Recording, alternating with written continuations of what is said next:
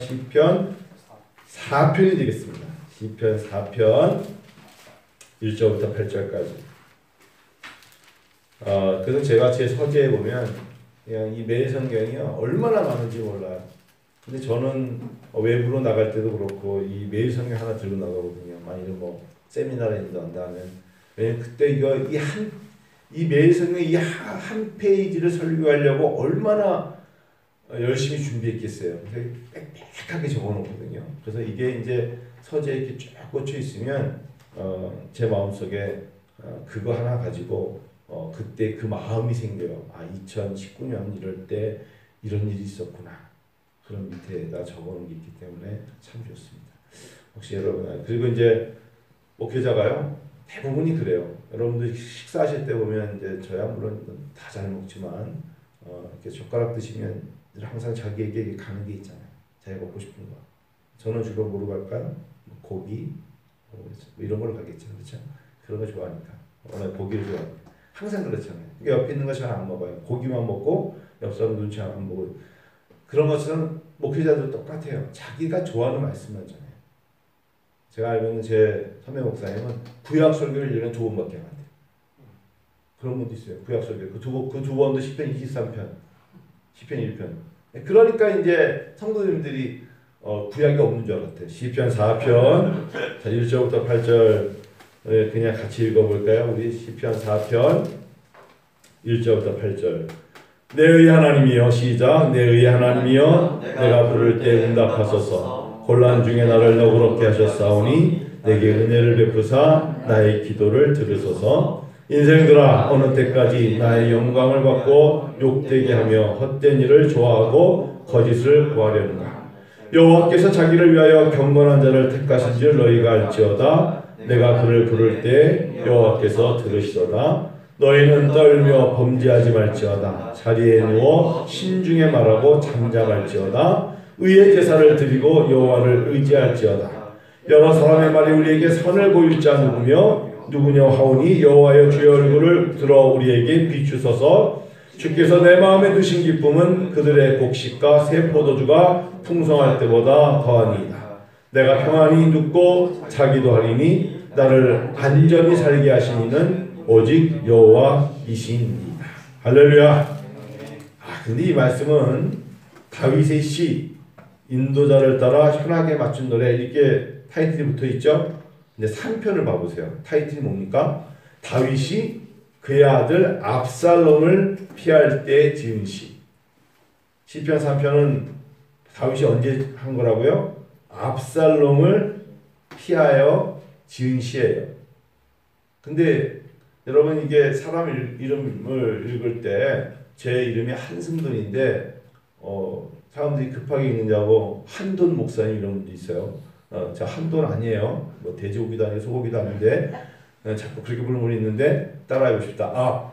압살롬. 자, 이름은 압살롬 이렇게 부르는 게 아니에요. 압살롬. 살롬이 뭐죠? 평안. 압살롬이라는 이름이 뭘까요? 평화의 아버지라는 뜻이에요. 압이니까. 이름은 엄청 좋죠? 누구의 아들? 다윗의 아들. 다윗의 몇 번째 아들? 세 번째 아들. 이 아들이 참 유명하죠? 왜 유명할까요? 아버지 다윗을 죽이려고 하니까. 그게 시편 3편이에요. 압살롬이 아버지 다윗을 갖다가 거스려가지고 결국은 헤브론에서 태어난 압살롬이 아버지 다윗을 갖다가 내쫓고 자기가 예루살렘을 쟁취하죠. 자, 다윗이 우리가 이 모든 이야기 어디 있어요? 사무엘 하에 있어요. 자, 새벽에 잠깐 압살롬 얘기를 해야 돼요. 왜 압살롬 얘기를 해야 되냐면 압살롬 이야기를 해야 시편 3편 4편은 다 그 배경하에서 다윗이 지은 시예요. 3편은 하나님 제 아들이 어떻게 저를 죽이려고 이럽니까? 라고 하면서 도망치면서 지은 시가 시편 3편이고 시편 4편은 이제 다 모든 게 해결됐지만 되돌아보니까 내 아들이 왜 나한테 이랬지? 라는 생각하며 지은 시가 시편 4편이에요. 여러분 배경을 보셔야 돼요. 그냥 그것만 말씀만 보면 물론 말씀 속에서 은혜를 받지만 배경을 보고 다윗의 심정을 이야기한다면 이럼에도 그는 이렇게 고백했구나. 그래서 제가 압살롬 그러지 말고 압살롬 하라는 거예요. 하나님이 이 아들을 얼마나 좋아하셨어요. 다윗이 얼마나 좋아했어요. 그래서 이름을 압살롬, 평화의 아버지라고까지 지어줬어요. 자, 압살롬의 특징이 뭔지 아세요? 성경을 잠깐 볼까요, 여러분? 보시면 좋을 것 같은데 이 이야기가 사무엘 하예요. 자, 창세기, 출애굽기, 레위기, 민수기, 신명기, 여호수아, 사사기, 룻기, 그 다음에 사무엘 상하, 열왕기 상하, 역대 상하니까 되게 앞에 있겠죠. 사무엘 상하에 사무엘 하를 보시겠습니다. 사무엘 하 이야기가 나오는 거 보니까 아, 이쯤이면 대략 이제 다윗이 왕권을 잡아가지고 어떻게 하겠구나 하는 것이 보이는 거죠. 자, 14장 사무엘 하, 상이 아닙니다. 합니다. 14장 25절을 한번 볼까요? 사무엘 하 14장 찾으셨어요? 구약 485쪽 되는데 이걸 시작. 온 이스라엘 가운데서 압살롬같이 아름다움으로 크게 칭찬받는 자가 없었으니 그는 발바닥부터 정수리까지 흠이 없음이라 그랬어요. 멋져요, 안 멋져요? 여러분 사람을 보면서 야, 저 사람은 머리부터 발바닥까지 흠이 없어 라는 이야기를 들을 수 있는 사람이 우리 교회 많지만 뭐 있겠어요? 여러분 주변에 많으신지 모르겠지만 성경 전체를 보면 이 정도로 칭송을 받은 사람이 많잖아요. 이 정도로 어떤 외모에 관한 타의의 추종을 불허한다? 라고 말할 때는 압살롬이에요. 이러면 아버지 다윗에게 아들로서 참 고마워해야죠. 아버지 제가 참 이렇게 잘났습니다. 아버지가 특별히 다른 분도 아니고 왕의 아들로서 제가 셋째로 태어났지만 멋지죠? 자, 그의 형이 있었죠. 암논이라고. 큰아들이었죠. 암논. 근데 이 암논이 물론 압살롬은요. 여러분 아시다시피 다윗에게는 많은 후궁이 있었어요. 그러니까 이게 밧세바도 아니고 여러 후궁 중에서 난 아들이잖아요. 압살롬이. 그러니까 이복이에요. 첫째 아들 암논하고는 친형제가 아니에요. 근데 이 암논이라는 첫째 아들이 문제예요. 이 암논이 해필이면 암논의 이야기가 사무엘하 13장부터 나오는 게 여러분 13장, 14장, 15장, 16장, 17장, 18장까지가 바로 이 이야기예요. 첫째 아들 암논이 해필이면 자기 이복 여자 누이 동생이죠. 누이 동생 압살롬의 누나 다마를 사랑하죠. 그러니까 여러분 이게 해서는 안 되는 사랑 있잖아요. 그래서 암논이라는 이 다윗의 장자가 맏아들이 글쎄 해필이면 이복 누이를 사랑해가지고 너무 연애해가지고 성경을 말하면 해서는 안 되는 사랑을 하는데 제일 나중에 뭐냐 그냥 자기의 힘으로 그 여자와 동침한 게 사무엘하 13장 14절이에요. 보세요. 13장 14절. 저는 뭐 성경을 이 부분을 그냥 너무 많이 봐가지고 딱 피면 좀 나오긴 하는데 13장 14절 사무엘하 13장 14절 한번 보시면 같이 한번 읽어볼까요? 암논이 그 말을 듣지 않냐고 다말보다 힘이 세므로 억지로 그와 동침했어요. 자, 이게 바로 이복 누이 동생인데 이 암논이 누구예요? 다윗의 첫째 아들이라고. 그런데 셋째 망부였던 압살롬의 누나예요. 누나를 억지로 동침했어요. 그러니 압살롬이 화가 나요? 화가 안 나요? 화가 나죠.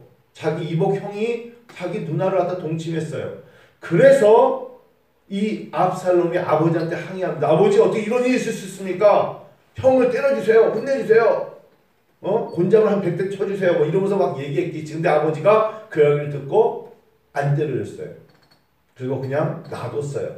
자기 스스로 깨닫겠지. 왜요? 다윗은 전적인 신정정치였어요.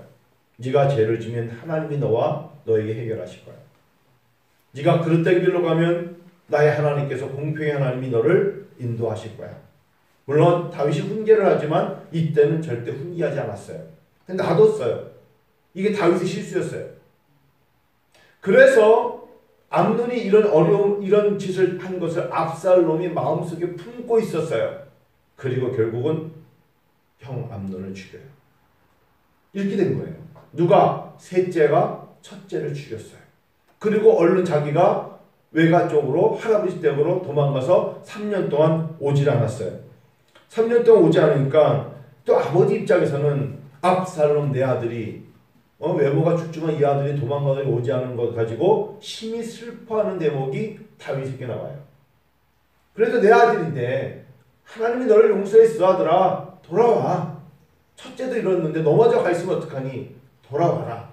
근데 이 압살롬이 돌아오지 않고 거기서 모욕, 반역을 꿈꾸는 거예요. 그런 대목이에요. 그리고 이제 사무엘하 15장이 압살롬이 헤브론에 반란을 일으키죠. 그리고 예루살렘 성을 차지하는 대목이 사무엘하 바로 13장, 14장, 15장 쭉 나오는 거예요. 그런데 어떠한 경우에도 다윗은 그에게 마찬가지인데 요압이라는 자기 군대 장관이 있었죠. 물론 이것도 요압도 사실은 자기의 후궁에 사는 아들이에요. 그런데 요압을 자기 군대 장관을 세웠어요. 요압은 다윗의 비위를 맞추려고 왕이시여 왜 이렇게 슬퍼하십니까? 내 아들 압살롬이 오질 않아. 근데 그 이야기를 듣고 요압이 압살롬을 죽이러 가죠. 압살롬은 두 가지로 보는 거예요. 말을 타고 가다가 상수리 나무에 머리가 끼어가지고 죽었죠. 떨어졌죠. 그것을 얼른 요압이 가서 죽입니다. 자, 누구의 이야기예요? 하나님의 마음에 합한 자의 다윗의 이야기예요. 여러분, 다윗은 하나님께서 항상 좋은 일, 기도의 응답, 그에게 어려움이 없었냐? 그게 아니에요. 다윗만큼 억울한 인생이 없어요. 아니, 어린 목동이 이세의 말제 아들로 태어나가지고 목동 일을 하고 있는데 저 건너편에 키 큰 놈 2m 넘는 놈이 나타나가지고 이스라엘 민족 싸울 자 나와라 골리앗의 소리를 듣고 이 어린아이가 형들에게 우유 배달하러 왔다가 아이 감히 누가 하나님을 모욕하는 거? 다윗은 다른 건 다 참았어요. 그러나 다윗의 장점이 뭐냐? 하나님 그 이름을 그 성호를 함부로 여기는 건 용납하지 않았어요. 그게 다윗의 장점이었어요. 다윗이요 나가가지고 물맷돌을 잘 돌려가지고 이긴 게 아니에요. 어떤 사람은 설교할 때 다윗처럼 어릴 적에 물맷돌 연습을 잘 시키면 나중에 언젠가는 큰 환란에서 골리앗을 넘어뜨릴 수 있대. 그는 당신 아들이나 이렇게 물맷돌 연습을 시키고 그런 게 아니에요. 하나님이 그에게 골리앗을 넘어뜨릴 수 있는 권세를 주신 거예요. 하나님이 하신 거예요. 그래서 전쟁은 하나님께 속한 거라 그랬어요. 그렇게 어찌 보면은 다윗은 어린 목동이 그냥 그 싸움으로 사울이라는 왕의 눈에 들어온 거예요. 뭐 잘못했어요 다윗이? 아니 저 나라를 위해서 일한 거예요. 그런데 사울이 보니까 너무 좋아서 그 어린 아이를 왕에 세워놓고 이 아이가 참 잘 자라니까 사람들이 사울은 천천히요 다윗은 만만이라 그 이야기를 듣고 그다음부터는 또 사울이 다윗을 죽이려고 그러잖아요. 다윗이 뭐 잘못한 거예요? 도망다니는 거예요. 도망다니는 거. 사울을 피하여 도망가다가 그가 왕이 되니까 다시 이제는 아들들이 또 이렇게 서로 죽이고 또 아버지를 죽이겠다 하고 아주 용모도 출중한 그 압살롬이 말입니다. 그런 이야기를 속에서 이제 시편 3편 4편이 나오는 겁니다. 자, 우리 오늘 새벽에 아침부터 갑자기 암논 이야기하고 여기 나왔는데 아들 이름도 생각이 잘 안 나는데 암논의 압살롬의 시편은 제가 말씀드렸죠. 시편은 뭐냐? 우리 인생의 이야기예요. 근데 시편은요 거의 우리가 찬양이라고 보셔야 돼요. 삶의 이야기를 곡조를 담아 하나님께 올린 겁니다. 그래서 시편은 남 얘기가 아니에요. 하나님이 시편을 통하여서 우리의 삶의 마음속에 있는 것을 고백하게 하시는 게 바로 이 시편이거든요. 자, 시편 4편을 한번 이제 같이 한번 보실까요? 시편 4편에 여러분 1절을 보면 이런 말씀이 있죠. 내 의의 하나님이요. 자, 이렇게 말할 수 있어요. 자, 다윗이 지금 아들이 말이에요. 시편 3편에서 3편 살짝 보면 1절에 이렇게 말합니다. 하나님 여호와여 나의 대적이 어찌 그리 많은지요. 이 대적이 누구예요? 아들롬의 아들롬 압살롬과 그의 일당들. 다윗을 고백하는 거예요. 이렇게 말하면 사실은 정확한 거예요. 하나님이요 어째 내 아들놈의 새끼들 다 이 모양입니까? 이런 거예요. 특별히 셋째 있잖아요. 이놈이 문제예요. 이놈이 반란을 일으켰잖아요. 이렇게 말하지 않고 다윗은 그냥 하나님이요 여호와여 나의 하나님이 어찌 그리 많은지요. 근데 여기서 끝나는 게 아니라 그 어려울 때 사실은 다윗이 도망을 친 거예요. 성경의 사무엘 하나를 잘 보면요. 다윗이 압살롬의 군대를 막지 못해 도망간 게 아니에요. 하나님이 다윗에게 그의 군대를 죽이지 말라고 했어요. 다윗은요. 왜 하나님의 마음에 합한 자였냐면 하나님이 가라는 대로 가고 하지 말라면 안 하고 머물라면 멈췄어요. 자기 아들을 죽이지 못해서 안 죽인 게 아니에요. 다윗이요, 초대왕 사울을 죽일 기회가 3번 이상 있었어요. 죽였어요? 안 죽였어요? 안 죽였어요. 나중에 사울이 박수무당에 가가지고 뭐 신적을 보지 않나? 결국 하나님의 손에 사울이 날아갔죠. 다윗은 자기를 그렇게 죽이려는 사울도 건드리지 않았어요. 근데 시편 3편을 먼저 보는 이유가 다윗의 신앙이 그 어려움 속에 이런 부분이 있어요. 우리 3편 3절 읽으시죠. 여호와여, 주는 나의 방패시요 나의 영광이시요 나의 머리를 드시는 자신입니다. 다윗은 어려울 때, 특별히 자기가 위축되고 힘들 때 하나님을 절대 의지했어요. 어떻게 이겨나가신 줄 아세요? 여러분, 우리가 어려움을 당할 때 나의 뒤에서 나를 떠받쳐 주시는 여호와의 이름이 있으면 잊지 마세요. 하나님은 늘 우리를 떠받쳐 주세요. 내가 두려워 떨어서 등을 돌리고 멀리 도망가지, 하나님은 우리의 방패세요, 방패. 더 구체로 시편 91편 4절인가요? 그 말씀을 보면 하나님께서 우리에게 주신 말씀이 하나님 우리의 손방패라고 가셨어요. 하나님은 손으로 만드신 방패, 하나님 직접 만드신 방패라고 시편 91편 4절을 보면 저가 너를 그 깃으로 덮으시니 내가 그 날개 아래 피하리로다. 그의 진실함은 방패와 손방패가 되나니. 하나님은 우리를 막아주시는 분이에요. 다윗이, 이 왕 다윗이 말하는 것처럼 여호와여, 주는 나의 방패시요 나의 영광이시요 나의 머리를 드시는 자이십니다. 어디 그렇게 한탄의 소리로 끝났어요, 죽었어요, 망했어요, 더 이상 갈 소망이 없어요, 아유 하나님 내가 죽는 것이 사는 것보다 나요, 이런 대목이 다윗은 없어요. 다윗의 굉장한 장점이 뭐냐면, 여러분 그때나 지금이나 요나가 이랬어요. 박농풀 안에 숨어가지고 가가지고 너는 니느웨 가지고 말씀하라니까 싫을까 전하고 와가지고 박농풀에 앉아가지고 그들이 싫었거든요. 나는 그들이 우리가 싫어하는 사람에서 이럴 수가 있어요.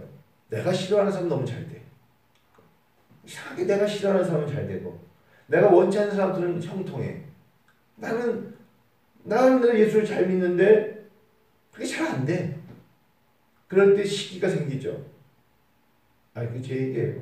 그럴 수 있잖아요. 내가 봤을 때 저 인간이 어떻게 이렇게 저런 목회를 할 수 있을까? 라고 생각이 들 수가 있을 때가 있을 수 있죠. 그럴 수 있어요. 사람의 눈은 다 그래요. 자기가 생각하는 거와 하나님이 생각하는 게 다르다는 것을 인정 안 할 때가 참 많거든요. 잘 되거든요. 요나가 그랬어요. 저들은 절대 회개하면 안 돼. 저 이방인들은. 하나님이 저들을 갖다가 내비쳐야 돼. 근데 하나님 자꾸 가서 너는 가서 뭐하라? 그들에게 외쳐라. 그들이 회개하라고 외쳐라. 또 그 백성들이 그 하나님의 음성을 듣고 회개했어요. 그러면 쓰임 받은 거죠, 요나가. 근데 요나가 박농풀 앉아가지고 이렇게 말하고, 하나님, 아유 인생 별거 아니네요 하면서 죽는 것이 사는 것보다 나은 것 같습니다. 이런 하나님 앞에서의 배운 망독, 그런 이야기를 해요. 우리에게 어려움이 올 수 있어요. 절망이라는 단어는 어찌 보면은 절망이라는 단어는 소망이 없다는 거기 때문에 우리 입에서 하나님 절망이에요 이러면 안 돼요. 하나님께 실망할 수 있어요. 하나님 정말 어떻게 보면 살다 보면 내 뜻대로 안 되면 실망할 수 있어요. 여러분 실망과 절망은 다르다고 말씀드렸죠. 내가 실망하면 하나님이 그 실망한 걸 통해서 다시 기회를 주셔요. 근데 절망이라는 단어는 더 이상의 소망이 없다는 거예요. 끝이라는 거예요. 그러면 하나님의 기회가 없다는 거잖아요. 근데 우리는 자꾸 하나님 죽는 것이 사는 것보다 낫다? 이런 극단적인 이야기를 하나님께 한다고요. 요나가 그랬어요. 다윗은요 그런 말 없어요. 자, 다윗의 시편을 다윗이 무려 시편을 75편 이상을 썼어요. 150편 시편 중에 다윗이 반을 썼어요. 다윗의 시편을 분석해 보면 다윗은 어려움이 오면 오히려 이래요. 제가 항상 좋아하는 시편 42편. 하나님의 사슴이 시냇물을 찾기에 갈급한 같이 내 영혼이 주를 찾기에 갈급하대요. 오히려 자기가 너무 힘들면 야 사슴이 말이야 저렇게 목이 마르니까 어디 물이 좀 있는가 라고 찾아가서 물을 만났을 때 신의 물을 만났을 때 정말 맛있게 먹는 모습을 보면 내 영혼이 주를 찾기에 갈급하대요. 그것을 다윗이 어떻게 표현한지 아세요? 내 영혼아 내가 어찌하여 낭망하며 어찌하여 내 속에서 불안하여 하는 거. 자기 자신에게 하는 거예요. 내 영혼아 상대방이 말하는 게 아니라 내 영혼아 내가 어찌하여 낭망하며 어찌하여 내 속에서 불안하여 하는 거. 너는 하나님을 바라라. 그 얼굴에 도우심을 인하여 내가 오히려 찬송하리로다. 이게 다윗이에요. 스스로에게 승돈아 한목사야 내가 어찌하여 낭망하며 어찌해서 불안해하는 거. 하나님을 바라야지. 그 얼굴에 도우심 손방패 되시는 우리의 도움자 되시는 분깃 되시는 여호와를 오히려 찬송할지어다. 이게 다윗이에요. 그게 바로 그러면서 다윗이 제가 왜 시편 3편을 자꾸 말씀드리냐면 이 압살롬으로부터 어려움을 겪을 때에 시편 3편과 4편을 비교하시라고 그래요. 자, 그리고 6절을 볼까요? 3편 6절 읽어요. 같이 시작. 천만인이 나를 에워싸 진친다 하여도 나는 두려워하지 아니하리로다. 도망치고 있는 거예요. 아들에게 압살롬이 아버지를 죽이려는 걸 알면서도 다윗은 알고 있었어요. 뭘 알고 있었을까요? 천만인이 나를 진쳐 죽인다 할지라도 하나님은 나를 도우셔. 나를 도우실 거야. 그 말씀을 4편 8절에 가서 결과적으로 압살롬으로부터 사실은 예루살렘도 뺏겼지만 나중에 모든 것이 정상화된 다음에 되돌아보면서 쓴 게 시편 4편이라 말씀드렸잖아요. 4편 8절 먼저 읽으시죠. 내가 평안히 눕고 자기도 하리니 이를 안전히 살게 하신 이는 오직 여호와이시니이다. 이렇게 끝나는 거예요. 되돌아보니 풍랑도 심했고 폭풍도 심했고 어려움도 많았고 병상에 누워서 환자복 갈아입고 천장도 쳐다보고 넘어지기도 하고 소망이 없다고 말하기도 했지만 하나님 마지막에 끌고 가셔서는 평안히 눕고 자게 하신다. 이게 시편 3편 4편의 하나님의 인도하심이에요. 자, 하나님이 하나님을 믿는 백성들에게 처음에 하나님이 나를 평안히 눕고 자기도 하셨는데 인생 말년이 되니까 나는 참 소망이 없네요. 이렇게 끝나게 하네요. 그래서 어제 제가 빌립보서 강의를 마무리하면서 그런 말씀 드렸어요. 제 진솔한 고백인데 고난은 아무에게 주지 않아요. 고난 자체가 하나님이 주시는 축복의 기회예요. 초등학교를 졸업을 해야 중학교를 입학하고 고등학교를 졸업해야 대학을 입학한다면 고난을 졸업해야 축복을 입학하는 거예요. 고난을 졸업을 할 때 고난 당할 때에 얼마나 열심히 노력하며 주님을 바라보는 것에 따라서 축복의 시작이 열리는 거예요. 다윗이 하나님의 마음에 합할 수 있었던 건 그런 걸 다 겪었던 거예요. 그래서 이제 시편 4편을 보는데 내 의의 하나님이여 나를 부를 때 응답하여 주시고 곤란 중에 나를 너그럽게 하셨사오니 내게 은혜를 베푸사 나의 기도를 들어달라고 외치는 거예요. 자, 3절 읽어볼까요? 시편 4편 3절 시작. 의의 자 4편 여러분 시편 4편 우리 3절 먼저 읽어볼까요? 시작. 여호와께서 자기를 위하여 경건한 자를 택하신 줄 너희가 알지어다. 내가 그를 부를 때 여호와께서 들으시리로다. 기도하면서 하나님이 듣고 계시다는 것을 잃어버리면 안 돼요. 제가 오늘날의 그리스도인들이 오늘날의 단어가 아버지 세대 때 또에 비교할 때 부모님 세대와 비교할 때 뭐가 다르냐 하면 우리가 다 영적인 병에 걸렸어요. 어떤 병이냐면 기도 안 하고 살아가는 아주 당당함과 떳떳한 병에 걸렸어요. 기도 안 하면 어때? 아주 당당해요. 근데 밥 두 끼만 먹으면 죽는다고 그래요. 배 소리가 꼬락꼬락 나네요. 그래서 배고파 죽겠네요. 기도에 고파하는 것이 어른들은 심했어요. 그래서 내가 기도하지 못하면 하나님과의 관계가 단절되는 줄 알고 골방을 찾아가서 아니면 혼자 길을 가다가 아니면 남자분들은 운전하면서도 눈앞을 눈물이 가려서 운전대를 잡지 못할 정도로 기도하면서 살았어요. 근데 언제부턴가 우리가 영적인 병에 걸린 게 뭐냐면 기도하지 않아도 아무런 느낌이 없이 살아요.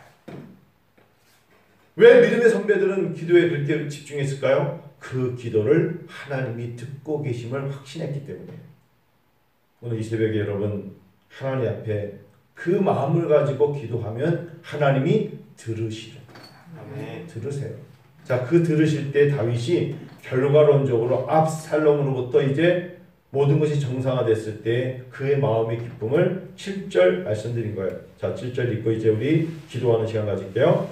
자, 7절 같이 읽으시죠. 주께서 그 내 마음에 두신 기쁨은 그들의 곡식과 새 포도주가 풍성할 때보다 더하니이다. 결론 이렇게 하나님이 주신 은혜로 그 감사의 눈물을 흘리는 것처럼 보이잖아요. 주께서 내 마음에 뭘 주셨어요? 기쁨. 그래서 여러분 기쁨은 내가 만드는 거 아니에요. 신앙인들이 착각하는데 기쁨은 내가 만드는 게 아니라 기쁨은 주어져 있는 것을 내가 누리는 거예요. 은혜로 말미암아 주신 기쁨이 있어요. 근데 이제 가끔 가다가 저도 그렇고 성도님들이 그런 고백하잖아요. 하나님 사방에 아무리 봐도 기쁠 것이 없다고. 하나님 아무리 봐도 눈 뜨고 눈 감고 나면 열매는 많이 보이는데 당장 손에 뭐예요? 뿌릴 씨앗이 없다고 그래요. 씨앗도 하나님이 주실 거예요. 저는 항상 그렇게 고백했어요. 제가 하나님 앞에 그때 그 마음으로 병점에 와서 지하실에 개척할 때 지금 하나님 여기에 애들 우리 집 애들 3마리밖에 3명밖에 없습니다. 3명밖에 없습니다. 하나님께서 이 아이들을 통해서 하나님 이것이 씨앗입니다. 친구들도 데리고 오고 기도가 씨앗이잖아요. 따라하십시다. 울며 눈물로 씨를 뿌리는 자는 정령 기쁨으로 단을 거두리라. 내가 내 것을 가지고 무엇인가 하려고 들어오면 하나님의 역사가 줄어들어요. 어쩌면 하나님 앞에 하나님 정말이에요. 나는 소가 비빌 언덕이 있어야 된다는데 비빌 곳이 없어요. 이럴 때 드려지는 기도로 하나님이 시작하시는 거예요.